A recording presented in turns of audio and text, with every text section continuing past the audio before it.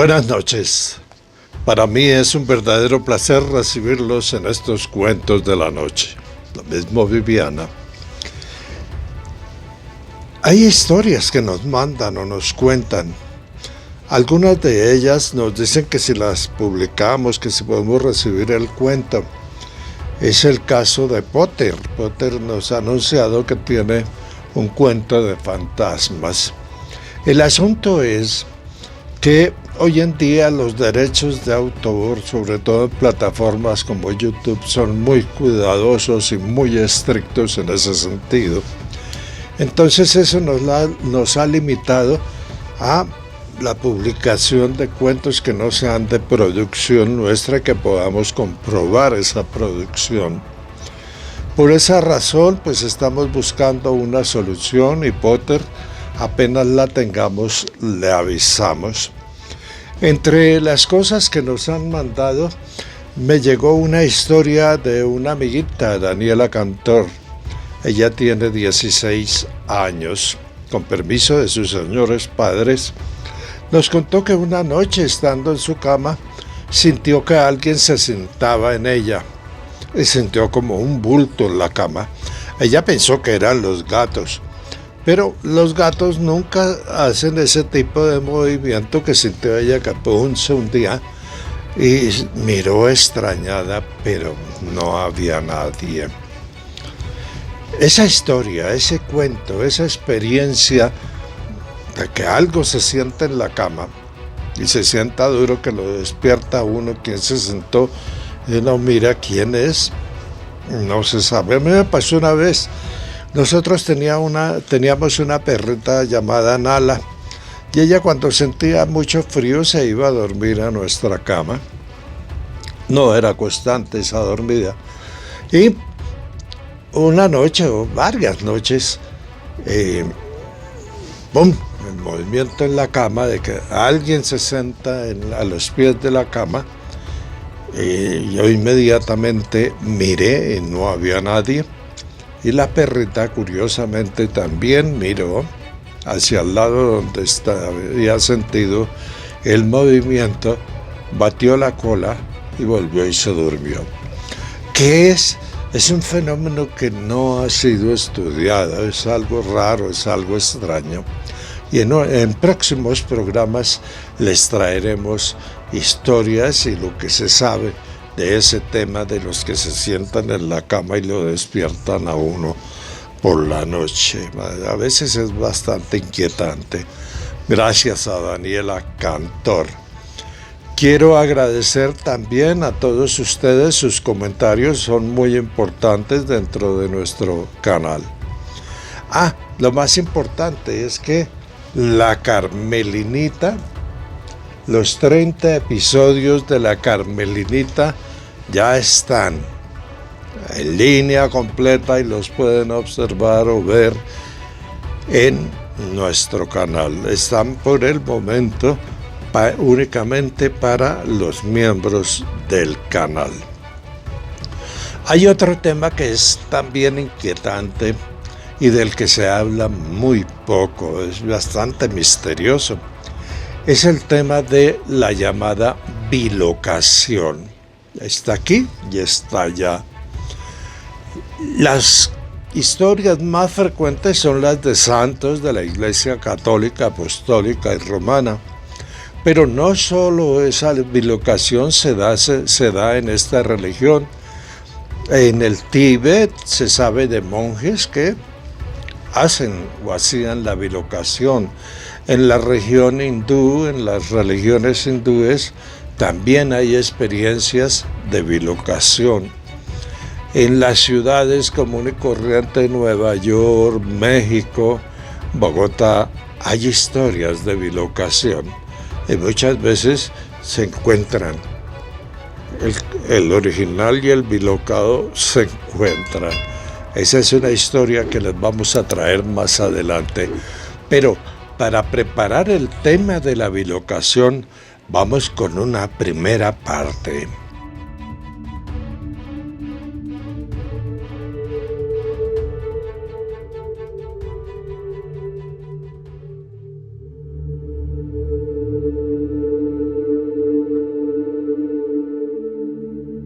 Bilocación.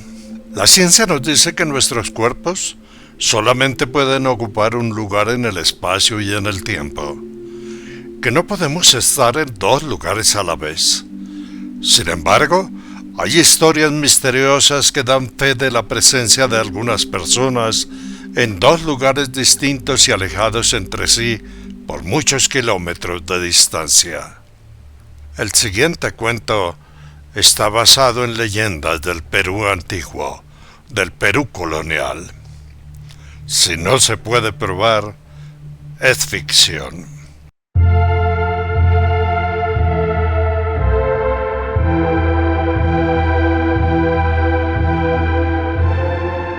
África española, por allá en el año de 1600, hace un poco más de 400 años. Los esclavistas avanzan por entre la selva, llevando consigo una hilera de esclavos africanos, todos debidamente encadenados.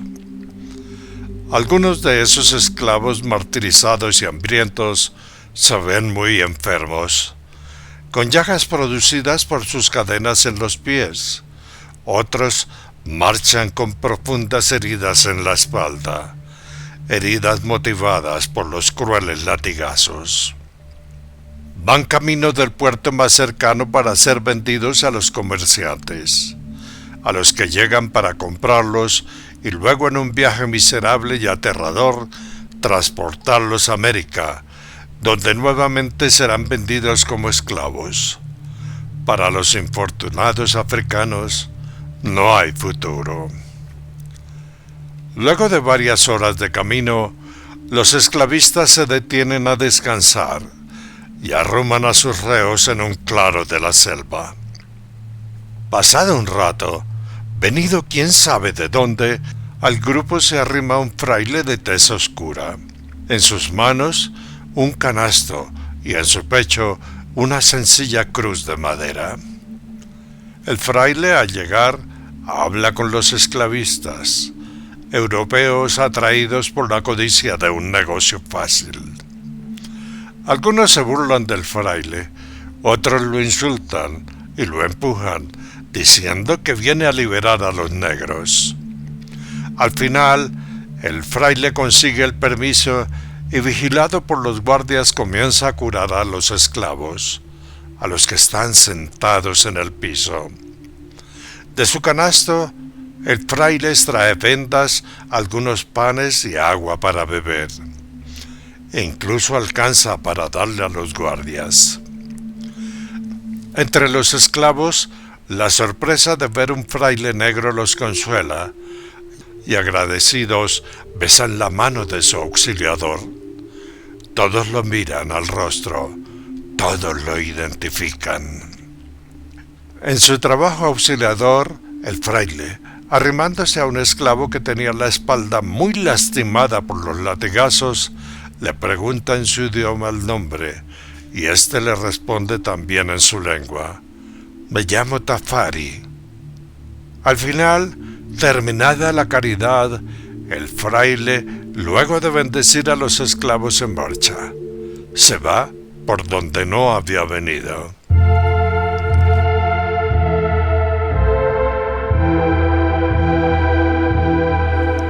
Puerto de Callao, en el Perú, un año después. Una tropa de esclavos africanos encadenados descienden del bergantín que los transportó desde Panamá. Y mientras en su lamentable y mísero estado esperan ser vendidos, un fraile de tez oscura, con un canasto en sus manos y una sencilla cruz de madera colgada en el pecho, se arrima y comienza a curarlos, a alimentarlos con unos panes y a darles agua. Los esclavos lo reconocen. Es el mismo fraile que los auxilió en África.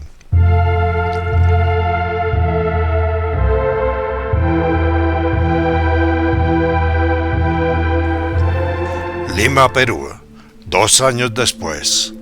El fraile del canasto camina por la calle y entra al convento dominico de la ciudad. En la calle, un esclavo, Un esclavo de una gran hacienda, al verlo, detiene la carroza que conduce y desciende. Al llegar a la puerta del convento, pregunta por el fraile de color. Y el fraile, que hacía las veces de portero, le pregunta que para qué lo quiere. Entonces el esclavo le cuenta que quiere agradecerle por la ayuda y auxilio que le dio en África y la que le dio en el puerto de Callao. El fraile, intrigado, llevó al hombre ante el Padre Superior y allí escuchó toda la historia. Al final, el esclavo agregó que acababa de ver entrar al fraile al convento y que él quería agradecerle. Entonces, el prior le dijo que sí, que en el convento había un fraile de color, pero que éste nunca había salido de Perú y que nunca había ido al puerto de Callao.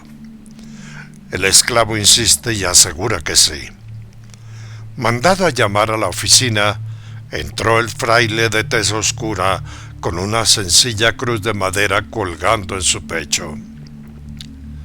El esclavo lo reconoció de inmediato y fue a besarle una mano. El fraile de color sonríe y pregunta: «Tafari, hijo mío, ¿cómo seguiste de tus latigazos en la espalda? Veo que te mejoraste». El prior y los hermanos presentes que escucharon dudaron de la veracidad de la historia. Pero al día siguiente, en horas de la mañana, 4 esclavos junto con Tafari en la puerta del convento y ante otros hermanos reconocieron y abrazaron al fraile de tez oscura, al fraile con una cruz de madera colgada en su pecho. Era Fray Martín de Porres. Wikipedia. San Martín de Porres Velázquez, de nombre secular Juan Martín de Porres Velázquez, fue un fraile nacido en el Virreinato del Perú, un fraile de la Orden de los Dominicos. Este fue el primer santo mulato de América. Nació el 9 de diciembre de 1579, en Lima, Perú. Falleció el 3 de noviembre de 1639, en la misma ciudad. El Papa Juan XXIII, que sentía una verdadera devoción por Martín de Porres, lo canonizó en la Ciudad del Vaticano el 6 de mayo del año de 1962.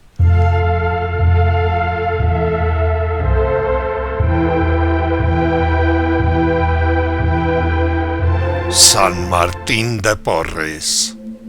Bilocación. San Martín de Porres, personaje bien importante dentro de la religión católica y dentro del servicio a la humanidad, a la gente, a los desvalidos. Es un personaje que vale la pena conocer su biografía. Bueno, y como venimos así con estos temitas suaves, los voy a dejar con un cuentico bonito, un cuentico sano, un cuentico limpio, un cuentico hermoso.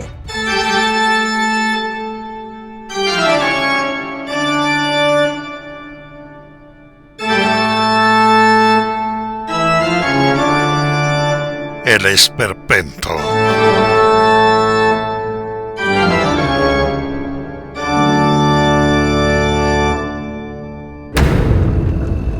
Las 4 señoritas Aldana, en edad de merecer, hijas de un ganadero, en ausencia de sus padres, estaban atentas, mirando cómo el puntero, sostenido solo por los dedos índices de su hermana Carmen, la mayor, involuntariamente se movía, marcando letras en la tabla Ouija.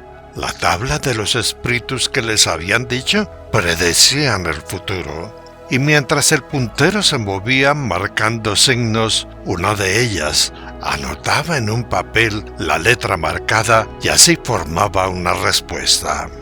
Su interés era averiguar sobre sus amores, y así, entre risas y algo de nerviosismo, sentadas en la mitad de su cuarto estuvieron buen rato, buen rato consultando la tabla Ouija y el más allá. De pronto, entre las respuestas, según las letras que marcaba el puntero, todas leyeron el mensaje.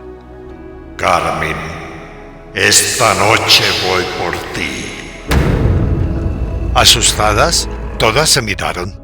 El mensaje tenía nombre propio y era muy claro. Entonces una de ellas rió y le dijo a las otras que eso se lo había inventado Carmen para asustarlas, que había movido las manos y el puntero sobre las letras para dar ese mensaje. Carmen, esta noche voy por ti. Al escuchar la explicación de su hermana, las otras rieron. Carmen, que también rió como para calmarlas, en su interior sabía que ella no había provocado ese mensaje. Entonces, como disimulando el miedo que sintió, guardó la tabla en el baúl cercano a la cama y todas, riendo, salieron del cuarto. En el interior oscuro del baúl quedó la tabla Ouija.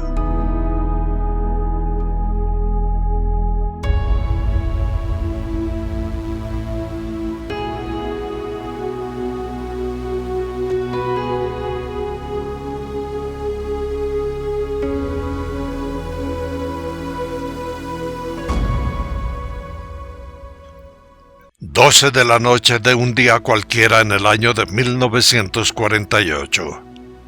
Y todo ocurrió en la pequeña aldea de San Miguel de Macuco, hoy llamada Orocué.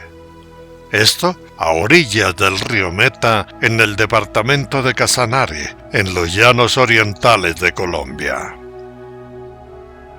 A esa hora, 12 de la noche, el bobo Pablo, un hombre grande al que llamaban así, no podía dormir por su tontera.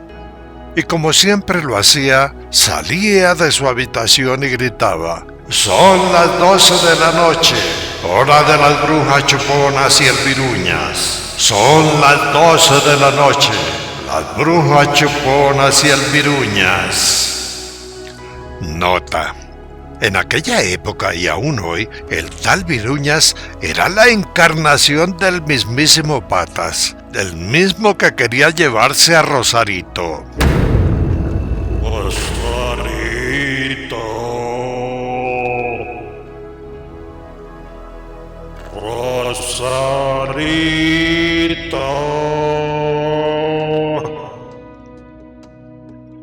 Y de ese Viruñas, las leyendas cuentan que se le aparecía a las jóvenes para obligarlas a ser sus novias. De las brujas chuponas, en esa época también, y aún hoy, se dice que en las noches ellas perseguían o persiguen a los hombres casados, a los que llegan tarde a sus casas, y que por eso amanecían con chupones o morados en el cuello y arañazos en la espalda. Las brujas chuponas. Sigamos con el cuento. Pablito, como lo llamaban cariñosamente en el Orocué ancestral, no tenía reloj, pero siempre acertaba, y él decía que sabía la hora, porque el padre Anselmo, un sacerdote jesuita ya fallecido, quien lo había cuidado desde niño, venía, lo despertaba y le avisaba. Nadie le creía. Aquella noche de 1948, todo transcurría normal. Las gentes en sus casas dormían disfrutando el fresco de la noche, el fresco que con las horas se iba llevando el asfixiante calor del verano llanero. Mientras caminaba por las calles del pueblo, con sus casas de bareque y techos de paja, Pablito, después de su ronda gritona, caminando ya de regreso hacia su habitación, ubicada en una derruida casita detrás de la iglesia, observó extrañado la figura de un hombre alto, un hombre vestido a la usanza antigua, con capa y capucha sobre su cabeza, un señor que caminaba por la mitad de la polvorienta calle. Al hombre encapuchado, según vio Pablito, lo seguían dos como perros negros muy grandes. Extrañado, Pablito se detuvo y cuando el señor con su capucha y sus grandes zancadas pasó por su lado, ni siquiera lo miró. Pablito notó en ese momento que el pelo se le erizaba y al mismo tiempo sintió un frío que después describió como el frío de los muertos. En el ambiente, percibió Pablito, había como un olor a muerta. Las cosas que parecían perros negros y grandes también pasaron por su lado y tampoco la miraron. Pablito quedó quieto. Entonces, sin dejar de mirar, vio que el hombre y sus acompañantes siguieron de largo, caminando con rumbo a la salida del pueblo. Al momento, Pablito, presintiendo algo malo, fue hacia la iglesia y se sentó en el atrio. 1000 preguntas rondaban en su mente. Él conocía a todos los hombres del pueblo, y a ese nunca lo había visto.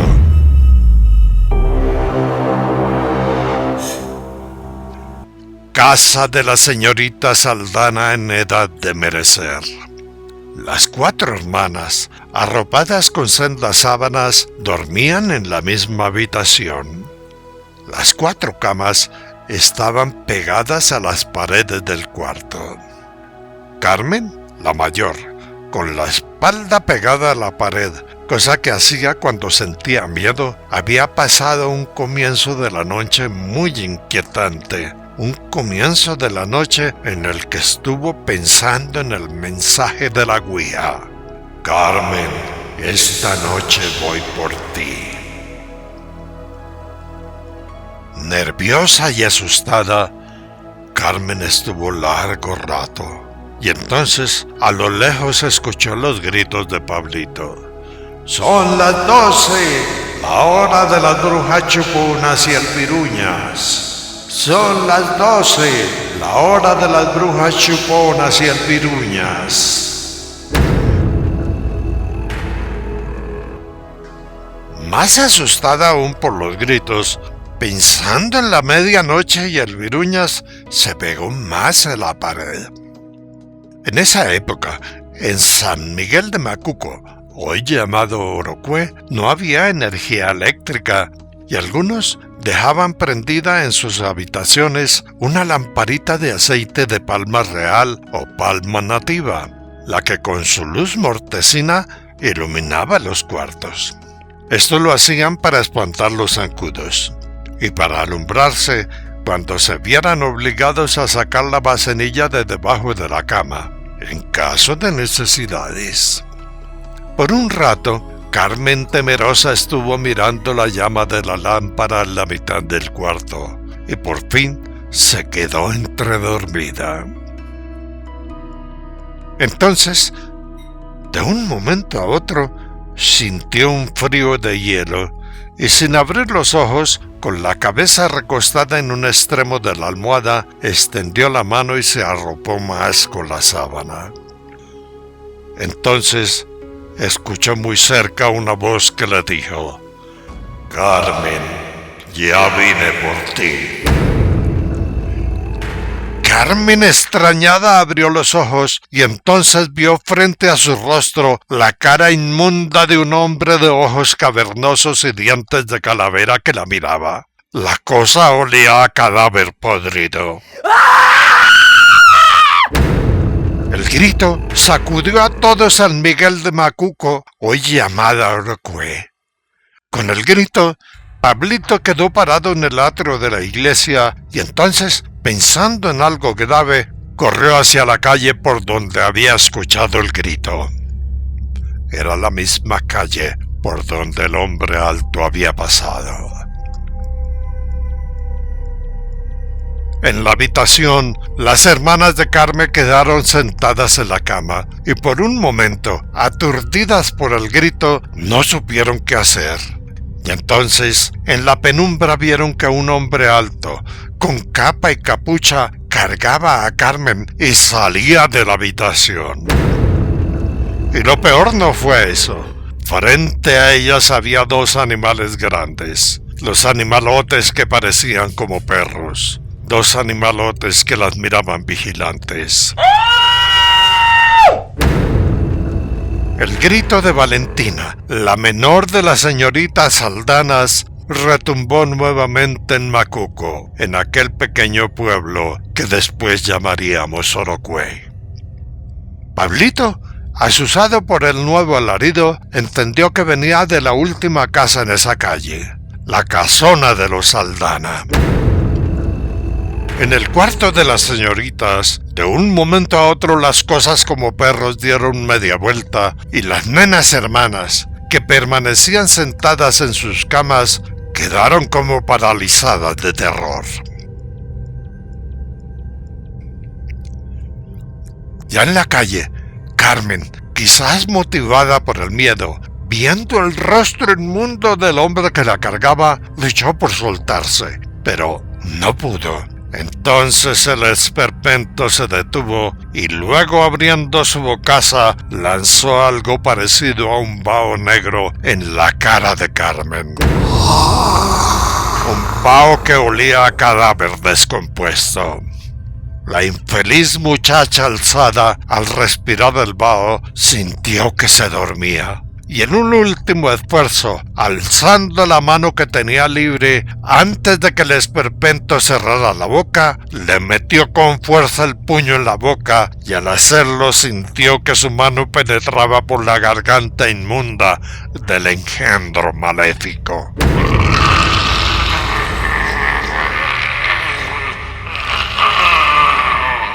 El inmundo, al sentir la mano dentro de su pescuezo, se detuvo, y como no pudo sacársela, soltó a Carmen. Carmen, al sentir que la inmundicia más inmunda de todas las inmundicias la aflojaba y soltaba, aún con la mano dentro de la garganta del engendro, con el brazo libre, en un acto de valentía extrema, rodeó el pescuezo del inmundo y apretó con fuerza. El brazo dentro de la garganta se hundió más. El esperpento, que en ese momento no podía liberarse de la atragantada, comenzó a convulsionar. Y entonces uno de los perros, o las cosas que parecían perros, saltó a morder a Carmen. Pero no alcanzó. Pablito, que ya había llegado a la cena, agarró por el cuello del lomo al tal perro y lo lanzó lejos con fuerza. Luego, girándose, enfrentó al otro perro que también saltaba y de una patada lo lanzó muy lejos. La asquerosidad, como atorada, convulsionaba, y entonces con sus manos putrefactas, empujando con fuerza, lanzó a Carmen lejos. Al salir el brazo de la garganta del malsano, Carmen agarró lo que parecía ser la carne dentro del guarguero del monstruo. Carmen, empujada, rodó por el suelo polvoriento y en la mano traía algo como carne negra y babosa. La bestia se contorsionaba. En eso, los perros volvieron y uno de ellos saltó a morder a Carmen. Pablito, que en ese momento corrió a socorrerla, de un manotón en la cabeza tumbó la cosa que parecía perro. La bestia inmunda, asquerosa, agarrándose el pescuezo, gruñendo, se alejó y se internó en la sabana. Las cosas como perros lo siguieron. La noche de los llanos ocultó al malévolo. La capa con capucha del inmundo quedó en el suelo. Carmen, ya de pie, miraba fiera y desafiante la huida del malévolo. Pablito la imitaba.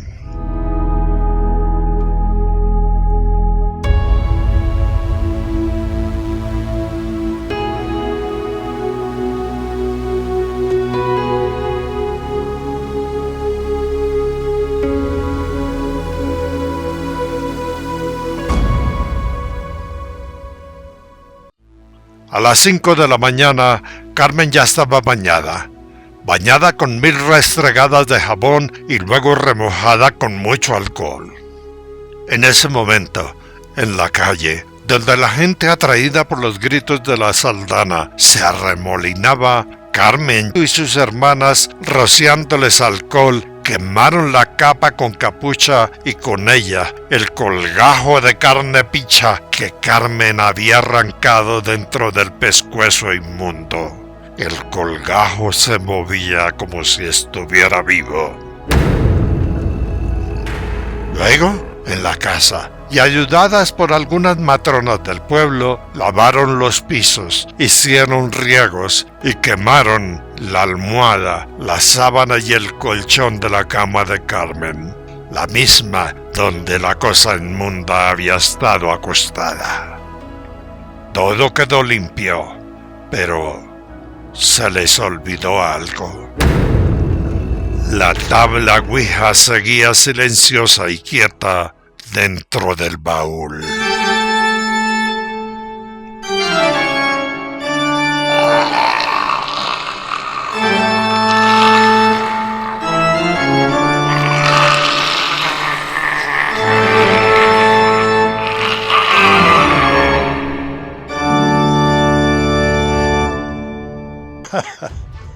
Un cuentico bonito, un cuentico sano, un cuentico hermoso. El esperpento. ¿Qué pasaría con la tabla Ouija después? Más adelante hablaremos de esa tablita que ha ocasionado muchos problemas en tiempos pasados y aún hoy. Jóvenes que se sientan a consultar esa cosa y terminen con todos esos. Bueno, sigamos con el tema.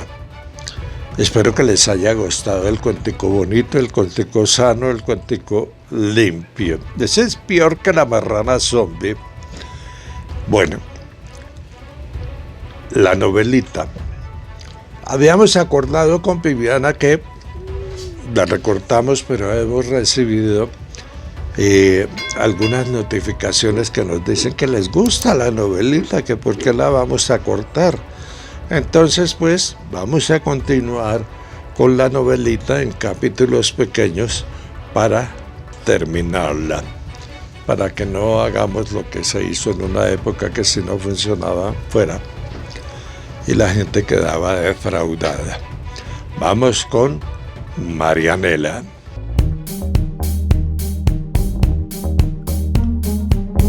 Marianela 6. Final del episodio anterior. Mientras en la sala de juntas, Salma, la que hasta ese momento había sido la jefe de Marianela, se enteraba del nuevo encargo de su secretaria, en el corredor del piso de la oficina del malandro Rodríguez, las serpientes furiosas discutían y llamaban a su jefe y compinche traidor. Doña Fanny, la mamá de Marianela, camuflada, escuchaba y al verlos despotricar contra Rodríguez pensó: divide y reinarás. En ese momento eran las 4:40 de la tarde del primer día de trabajo después de vacaciones en Cancún. Salma, la que había sido la jefe de Marianela, sorprendida por todo lo que ocurría, asumió su cargo y en la reunión se ocupó como nueva secretaria de la Junta. Marianela, con doble intención, guiñándole un ojo a su nuevo papá don Israel, de adrede, haciendo tiempo, entretuvo a los presentes. El tal Rodríguez Malandro se veía afanado y muy preocupado. Una hora pasó. Rodríguez estaba desesperado. Mientras tanto, doña Gladys, la mamá de Marianela que escuchaba a las serpientes, las que estaban furiosas en el corredor y esperaban la llegada del traidor, de un momento a otro vio salir de la oficina del malandro Rodríguez a Emilio, el medio hermano de Marianela, quien en su silla de ruedas y sobre su regazo llevaba unas carpetas de archivo y un computador portátil. Las serpientes miraron aterradas y entonces vieron llegar al jefe de seguridad de la compañía, quien cerró con llave y candado la oficina y colocó en ella un letrero que decía: sellado, prohibido el acceso. Los estaban esculcando y las serpientes no se habían dado cuenta. Entonces corrieron hacia sus oficinas y con terror vieron que estaban selladas. Sin saber qué hacer y convencidos de que los habían descubierto en sus maldades, se reunieron en corrillo. Pero no fueron todos. Uno de ellos, el contador de la empresa, abandonando el grupo disimuladamente, se fue. Llegó a la oficina de presidencia y allí se sentó en la sala de espera. Él, el contador, tenía la esperanza de poder hablar con la tal Marianela, la que lo había despedido. Mientras tanto, en la sala de juntas, Marianela alargaba la reunión. Rodríguez se retorcía. Salma tomaba notas. Don Emilio, papá, agachado, sonreía a hurtadillas, y los demás escuchaban la perorata sin fin de Marianela. Rato después, en medio del desespero de Rodríguez, Amparito, la secretaria de presidencia, entró a la oficina y acercándose le entregó un papel a Marianela, quien lo leyó con calma. Entonces Marianela dijo: bueno, aquí termina por hoy la reunión. Y con segunda intención agregó: me acaban de informar que las operaciones en el puerto y en las procesadoras marchan muy bien. Rodríguez el malandro, al escuchar que las operaciones portuarias iban bien, se extrañó y se alegró, pensando que la Marianela y su papá no se habían dado cuenta aún del torcido que habían hecho con la naviera. Eso lo tranquilizó. Su plan malévolo aún tenía salvación. Solo necesitaba 2 días para lograr sus fines. Marianela, mirándolo, vio que Rodríguez sonreía y entonces pensó: el desgraciado cayó en la trampa. Entonces agregó: finalmente tengo que decirles que, como todos los directivos en la Junta, incluido mi padre, don Israel, son solidariamente responsables con lo que se ha descubierto. Y por eso, las oficinas de todos han sido selladas mientras se hace una auditoría. Pero tranquilos, ninguno de ustedes los presentes tiene por qué preocuparse. La razón, ya sabemos quiénes fueron los defraudadores. Rodríguez, al escuchar la auditoría, se puso tenso, pero luego estuvo feliz. La razón muy especial era que el auditor de la compañía, que no estuvo en esa reunión, también era parte del combo maléfico. Marianela, finalizando la reunión, dijo: no se afanen y vayan a sus casas, que mañana a las 10 nos reunimos nuevamente. Perdón, sus sacos, carteras y demás objetos personales, me dicen, están en la recepción de la empresa. Y si le falta algo, me avisan. Muchas gracias. Rodríguez, con su mejor cara de hipócrita, sonriendo se despidió de los presentes y como alma que lleva al diablo salió de la sala de juntas. Y cuando Salma iba a salir, Marianela la detuvo diciendo: doctora, no se vaya. Llame a su casa y diga que esta noche no va. No va a ir porque tenemos mucho trabajo. Salma, mirando la propiedad de Marianela en sus palabras, no podía entender aún cómo su secretaria ahora le daba órdenes. Los miembros de la Junta, aparentemente leales a la empresa y a los que no habían despedido, un poco consternados con todo lo que había pasado, se despidieron con la promesa de una nueva junta al día siguiente. Rodríguez, afanado, llegó hasta su oficina y comprobó que sí, que efectivamente estaba sellada. Pero eso no fue lo peor. 4 de las serpientes, el quinto estaba en presidencia, llegaron y lo arrinconaron furiosos, diciéndole que era un traidor. Rodríguez los tranquilizó. Miren, no se afanen que el negocio marcha bien. Y les recordó entonces que solo necesitaban 2 días más, que no hicieran escándalo y esperaran, porque en 2 días el negocio iba a reventar, y que todos, después de esos 2 días, serían millonarios. Al escuchar millonarios, las serpientes codiciosas se alegraron, y entonces le contaron a Rodríguez que Emilio, el hijo de don Israel, venido hermano de Marianela, había sacado de su oficina, de la oficina de Rodríguez, unos papeles y el computador portátil. Rodríguez sonrió para calmarlos. No se afanen, que la copia de la escritura la tengo escondida en el cajón secreto, el cajón que ustedes ya conocen. Ahí no la van a encontrar. Además, Ortiz, el auditor de la empresa, es uno de los de nosotros, y cuando haga su trabajo, muy seguramente no nos va a inculpar. Y no nos va a inculpar porque él también puede caer. Las serpientes rieron con picardía. Doña Fanny, la mamá de Marianela, escondida, paraba la oreja y escuchó toda la conversación. Luego, los malandros salieron en grupo con rumbo a sus casas. Doña Fanny, que siguió parando oreja, los siguió hasta la salida. En la sala de juntas, Marianela, complacida, le explicó lo que pasaba a la doctora Salma, su antigua jefe, y esta aterrada escuchaba.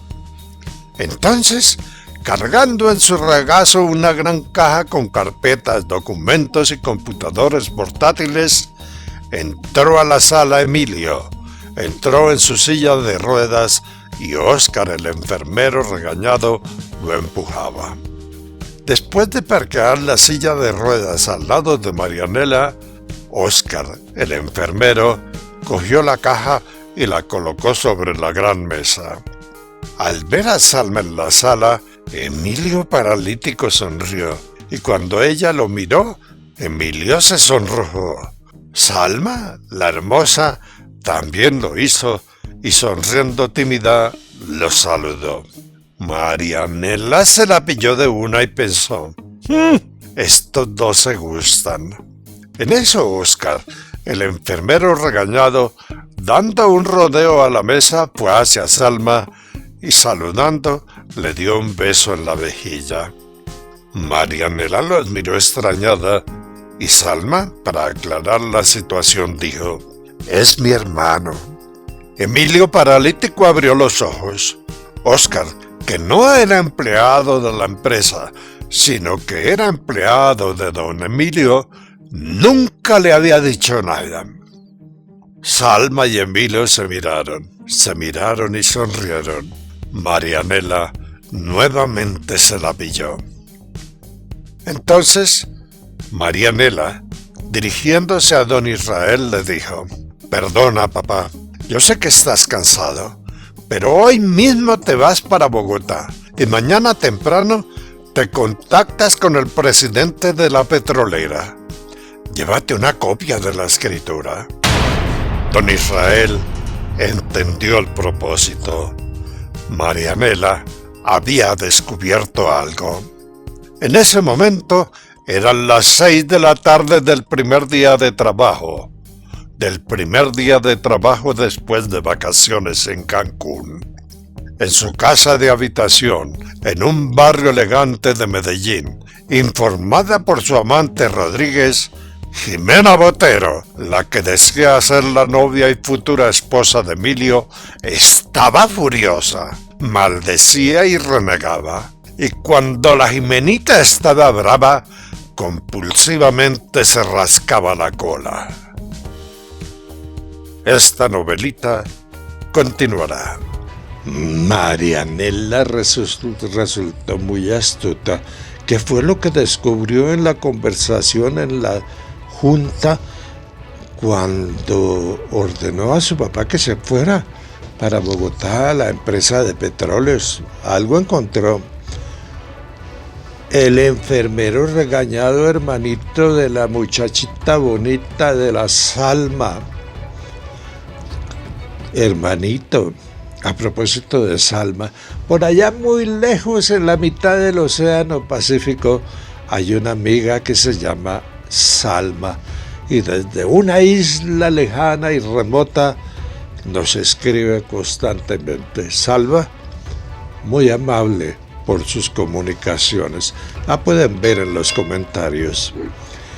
Bueno, y así llegamos al final de este episodio. Los cuentos de la Carmelinita están ahí, la Marcianita también está ahí, en línea directa, la Vikinga, todos están colocados para que los repasen cuando quieran. Viene próximamente Huayca, el Valle de los Dioses, otro episodio. Estoy un poquitico colgado con ese tema. Vamos a ver si cumplimos la fecha y si no, pues pasamos unos días para poder entregarles esa emisión. La razón es que he estado un poquito malito y entonces me toca frenar, pero vamos a hacer todo el esfuerzo para seguir entregándoles estos episodios de Huayca que ya están grabados. Solo falta el proceso final de edición. A todos ustedes, muy amables, muchas gracias. Michifufu estaba por aquí, no apareció. Muy amables. ¡Ay! Antes de que se me olvide, aquí tengo colgado el cuadrito de Michifufu que nos mandó una seguidora. Muy amable, de verdad. Aquí está bien cuidadito el cuadro. Es que en la pared no se ve por la luz. Muy gentiles. Feliz noche.